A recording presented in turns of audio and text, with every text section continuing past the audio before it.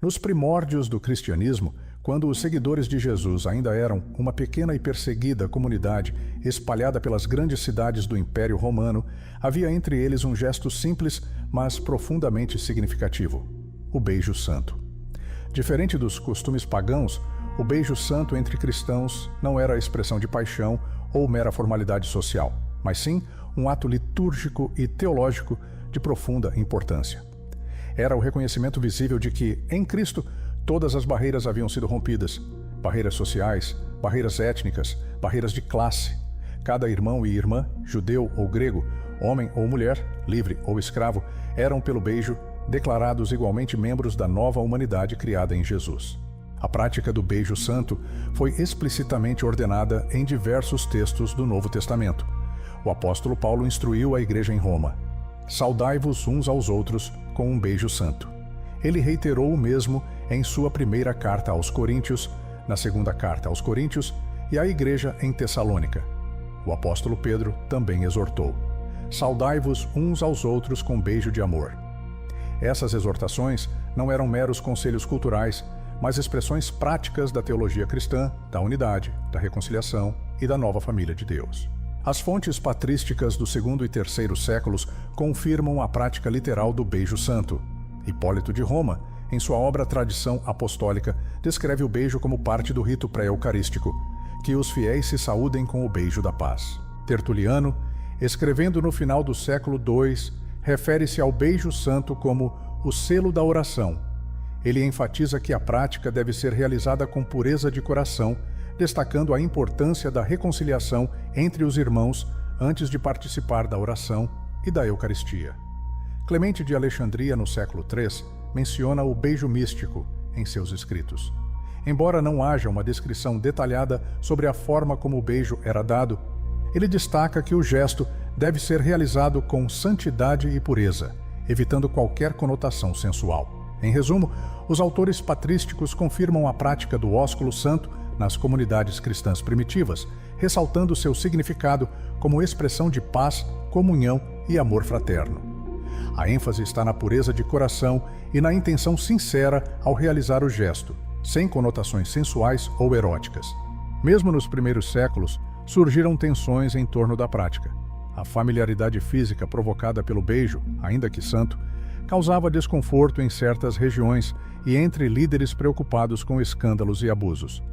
No Concílio de Laodiceia, em 364 d.C., a Igreja decidiu regulamentar: o beijo deveria ser trocado em momento específico da liturgia e de forma ordenada.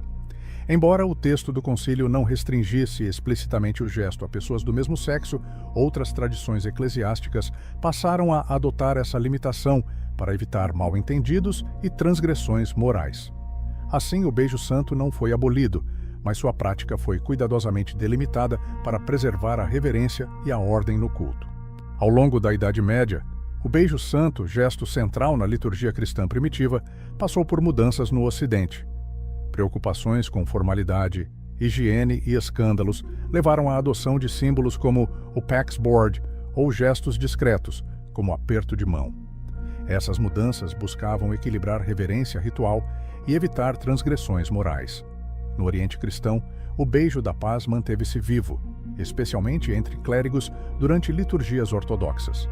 Preservado como gesto de unidade, simbolizava harmonia antes da comunhão, reforçando laços espirituais sem abandonar a proximidade física.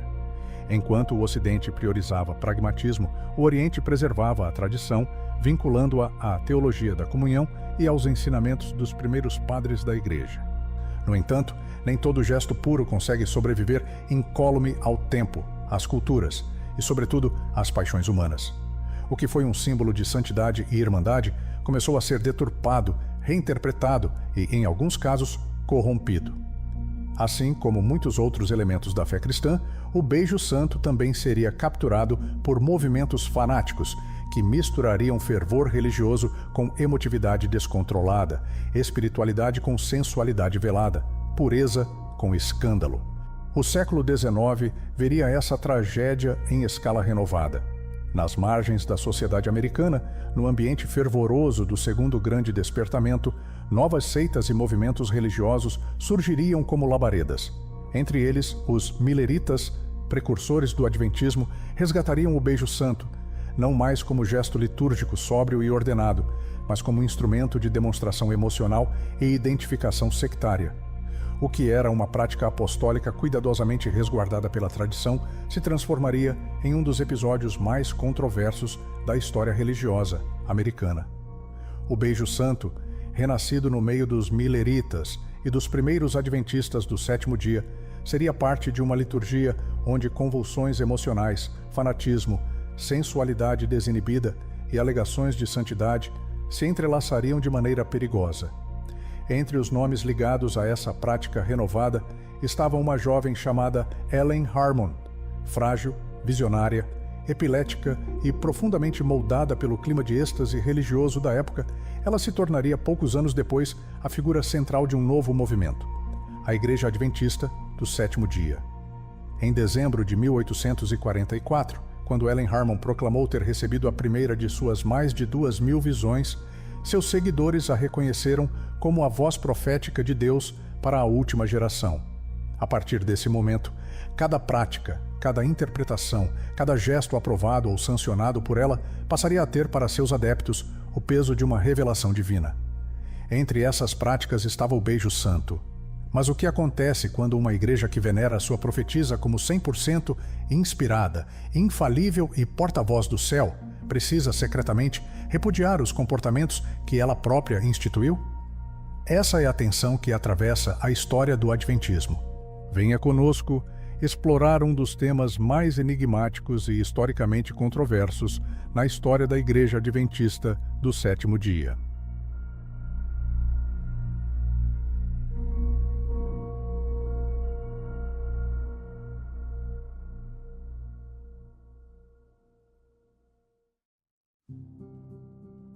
O século XIX nos Estados Unidos foi um terreno fértil para o surgimento de movimentos religiosos radicais.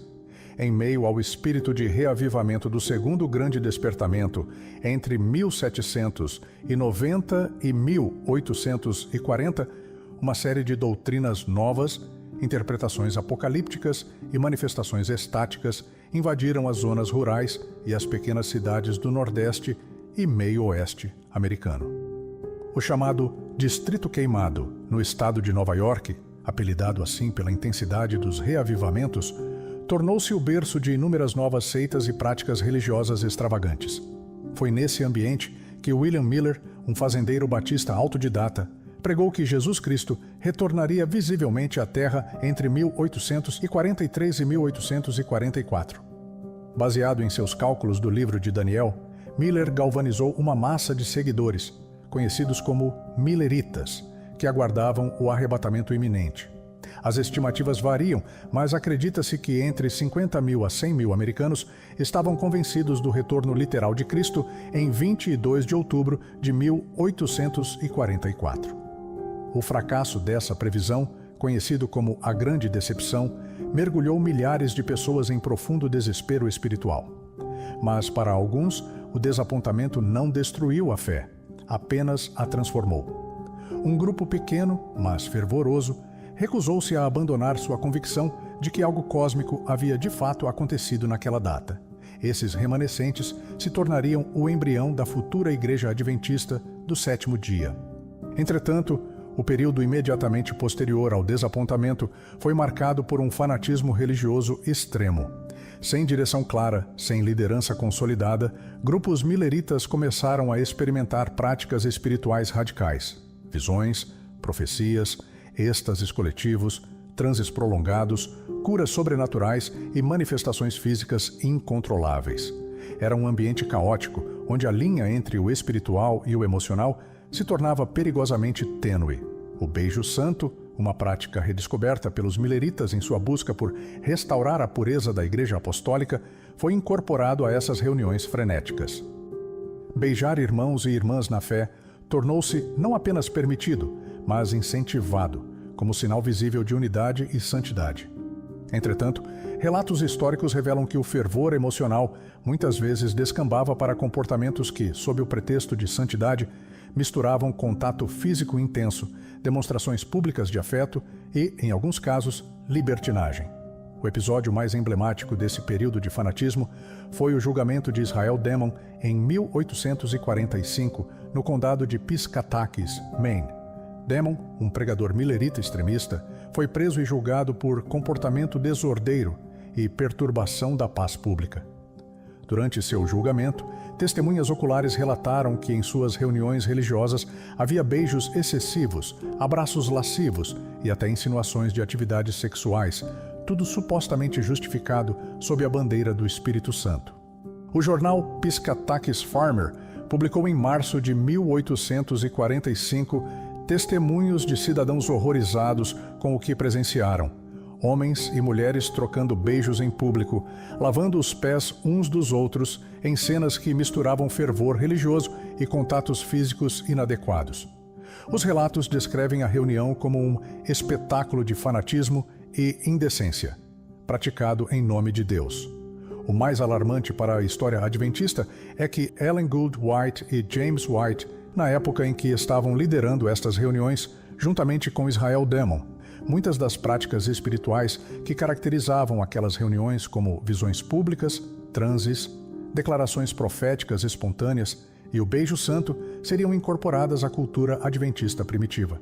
A crítica posterior, inclusive entre ex-adventistas e historiadores independentes, argumenta que Ellen White herdou diretamente a atmosfera emocional e o misticismo descontrolado desses encontros pós-milleritas.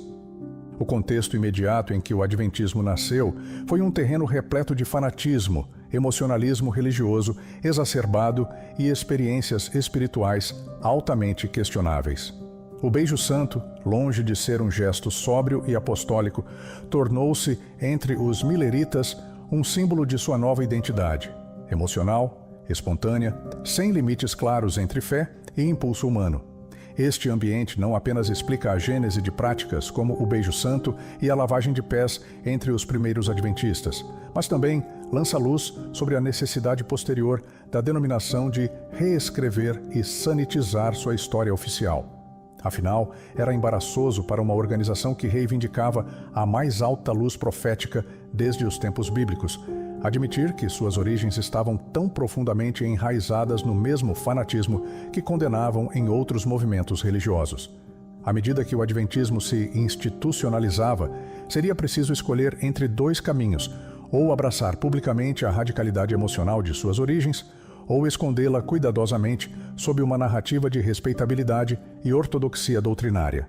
Como veremos, a escolha feita pela liderança adventista seria clara, mas jamais seria plenamente honesta.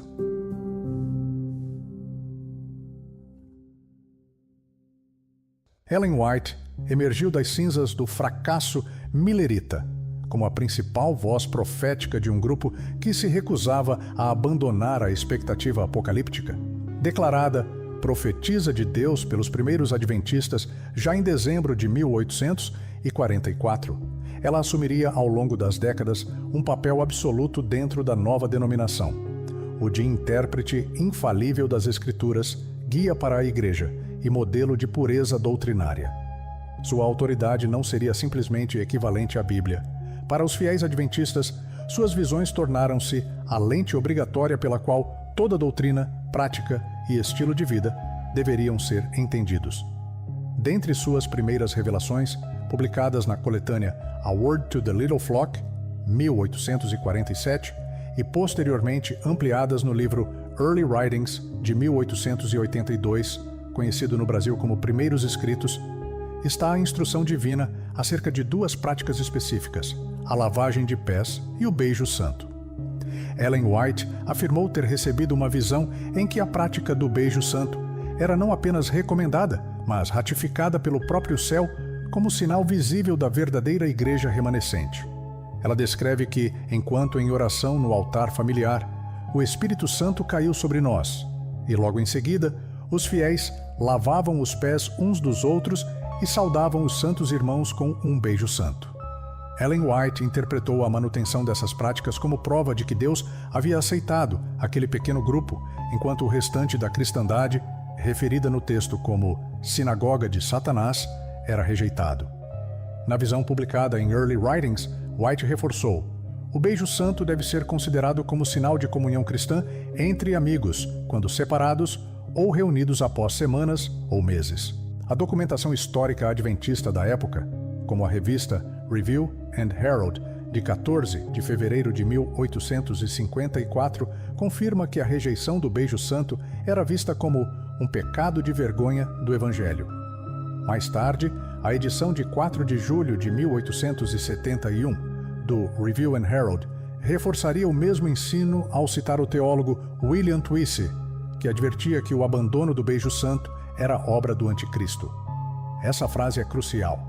Para o adventismo do século XIX, cessar a prática do beijo santo era equivalente a se unir às forças da apostasia profetizada. Outro dado que mostra a profundidade dessa prática é sua inclusão em inários adventistas. O hino Restoration, catalogado como número 1120 nos inários de 1886 a 1907, celebra a lavagem de pés e o beijo santo como sinais da verdadeira igreja. Além do beijo, Ellen White acrescentou à teologia adventista uma doutrina peculiar sobre a lavagem de pés. Em sua visão descrita no livro Early Writings, ela afirmou que a lavagem dos pés não era apenas um gesto simbólico de humildade, como compreendido pelas tradições cristãs históricas, mas um meio concreto para impedir o retrocesso espiritual dos membros. Segundo White, a prática frequente da lavagem de pés e da ceia do Senhor manteria o povo de Deus humilde e os preservaria da apostasia. Esse ensino adicionou um elemento sacramental que ultrapassa o texto bíblico. Em João 13, Jesus lava os pés dos discípulos para dar-lhes um exemplo de serviço humilde, mas não ordena uma frequência regular. Tampouco promete que o rito evitaria a queda espiritual. Ellen White, portanto, introduziu um novo requisito, uma inovação teológica baseada exclusivamente em suas visões pessoais, não no testemunho das Escrituras. Ainda mais grave, no mesmo capítulo de Early Writings, White sanciona a prática de mulheres lavarem os pés de homens, algo que o próprio Evangelho nunca descreve. Ela escreveu: "Vi que o Senhor moveu sobre as irmãs para lavar os pés dos irmãos e que era segundo a ordem do Evangelho." Esse detalhe é revelador. Ao contrário da prática primitiva, onde homens lavavam homens e mulheres lavavam mulheres, White introduziu a possibilidade de cruzamento de gêneros nesse ato íntimo e simbólico. Essa abertura para contatos físicos mais próximos entre homens e mulheres, mesmo em ambiente religioso, ajuda a entender por que os primeiros anos do Adventismo continuaram marcados por tensões sobre a pureza física e moral dos rituais. No mesmo ambiente, onde se trocavam beijos santos e se praticavam lavagens de pés mistas, também floresceram acusações veladas de excessos emocionais, sensualidade e impropriedade. Quando observamos que Ellen White é proclamada até hoje, oficialmente, como infalivelmente inspirada pela Igreja Adventista do Sétimo Dia, o contraste com a evolução posterior da Igreja torna-se ainda mais gritante.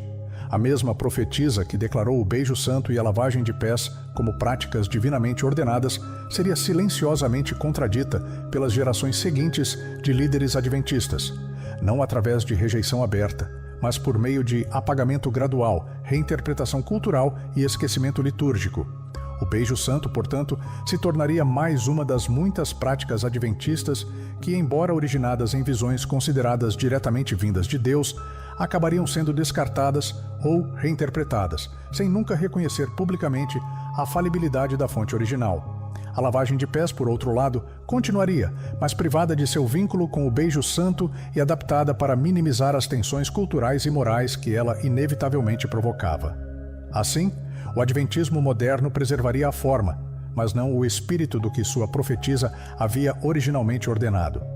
Essa dinâmica, de obedecer parcialmente às visões de Ellen White, reinterpretando-as conforme conveniente, é um traço estrutural da história adventista. E o caso do beijo santo é apenas o exemplo mais claro de como uma instituição que proclama inspiração infalível precisa, paradoxalmente, corrigir, apagar e silenciar práticas oriundas de suas próprias revelações fundadoras. No próximo bloco, veremos como a liderança adventista reescreveu silenciosamente sua história oficial, transformando o beijo santo de prática obrigatória em mera curiosidade histórica e como essa estratégia moldou a identidade do adventismo ao longo do século XX.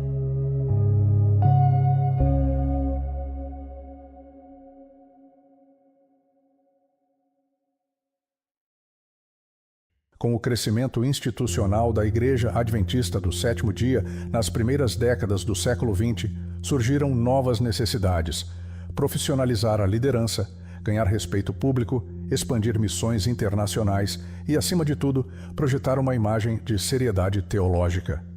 Dentro desse projeto de consolidação, certas práticas originadas nos anos turbulentos pós-mileritas, práticas que carregavam consigo traços de fanatismo e emocionalismo, tornaram-se embaraçosas.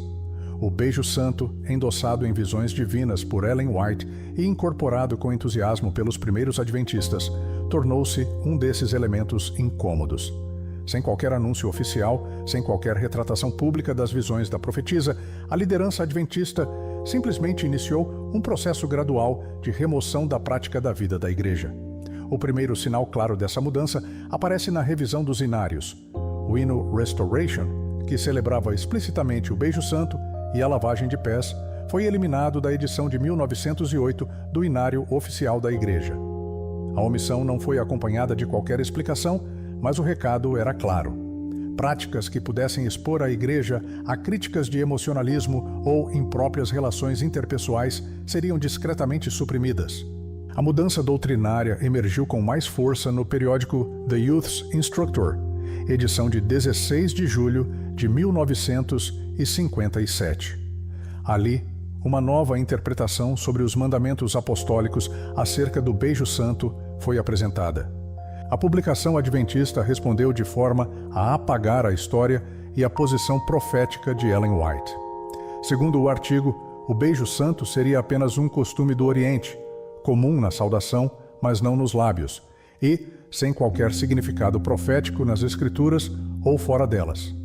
Esta afirmação contradiz frontalmente o período fanático e visionário de Ellen White, quando o beijo santo era praticado abertamente e defendido como evidência de que aquele pequeno grupo possuía o favor direto do céu.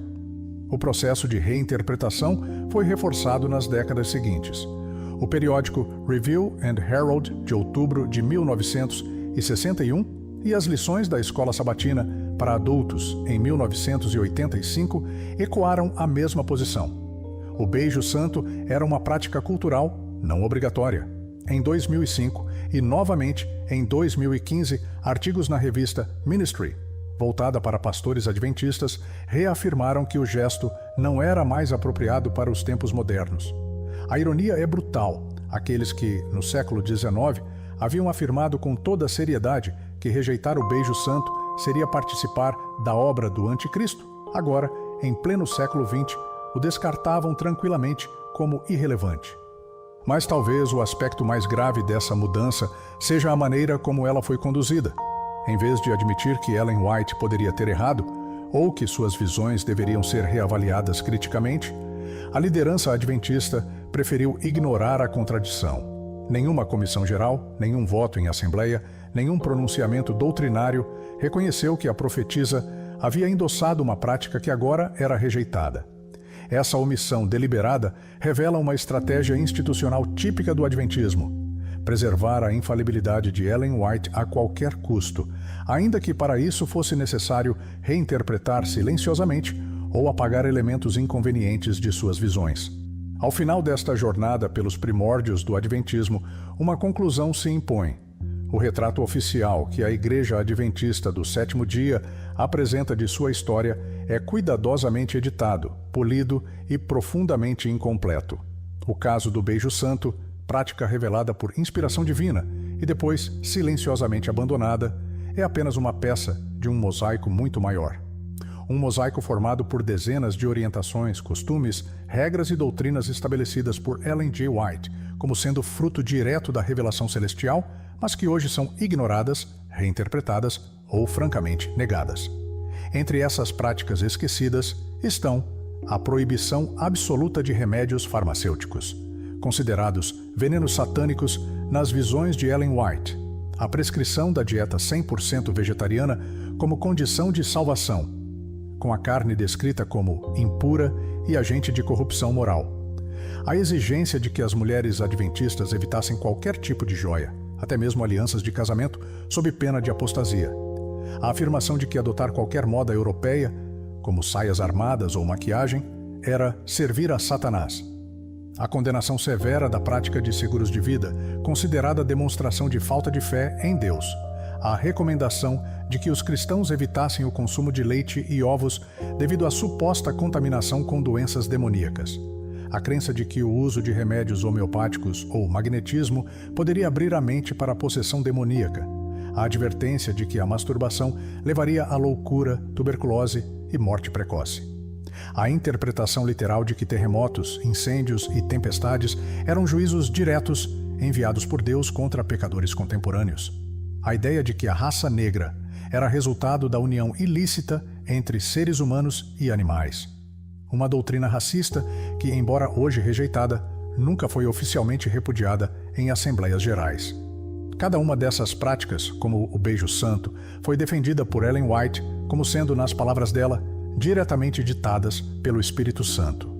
No entanto, o adventismo contemporâneo optou por um expediente silencioso: não corrigir Ellen White publicamente, não reconhecer erros ou limitações humanas em seus escritos, mas simplesmente apagar, reinterpretar ou ignorar.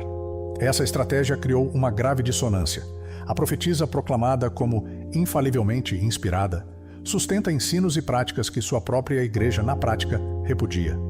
O adventismo moderno tenta conciliar essa tensão com narrativas ambíguas, como Ellen White era inspirada, mas escrevia também como ser humano. Algumas orientações eram para seu tempo.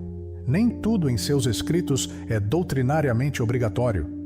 Porém, essas justificativas, embora convenientes, contradizem as afirmações categóricas da própria Ellen White, que insistia que suas mensagens eram a voz de Deus falando ao seu povo.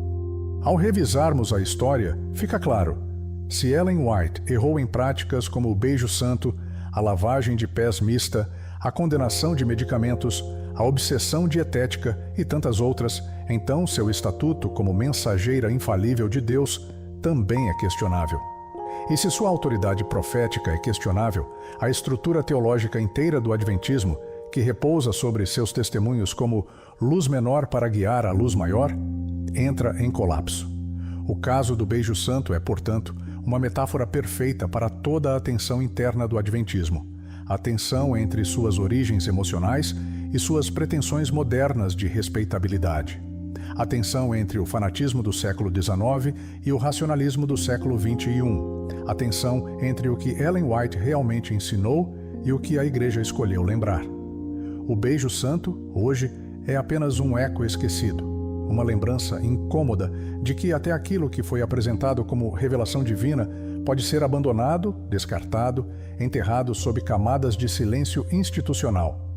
Mas para aqueles que buscam a verdade, e não meramente tradições religiosas, este episódio oferece uma lição essencial. A fé verdadeira não teme a transparência. A verdade autêntica não precisa ser escondida, reescrita ou envergonhada de seu passado. A verdadeira espiritualidade não se constrói sobre fundações frágeis de inspiração seletiva e memória censurada. Constrói-se sobre a coragem de examinar, confrontar e, se necessário, abandonar os erros, não importa quão consagrados sejam pela tradição. Este documentário, portanto, é mais do que uma exposição de um ritual esquecido. É um chamado à honestidade histórica. É um convite para que cada buscador sincero pergunte: no que eu realmente acredito? Estou seguindo a verdade ou apenas a versão confortável que me foi oferecida? E talvez, em meio ao silêncio das práticas esquecidas, surja a única resposta que realmente importa. A verdade não precisa de defensores que a escondam. A verdade se sustenta por si mesma. Ao refletir em oração, peça a Deus que te dê a compreensão necessária para abandonar Ellen White de sua vida e buscar o entendimento pleno da Palavra de Deus, apenas e tão somente através do poder do Espírito Santo de Deus.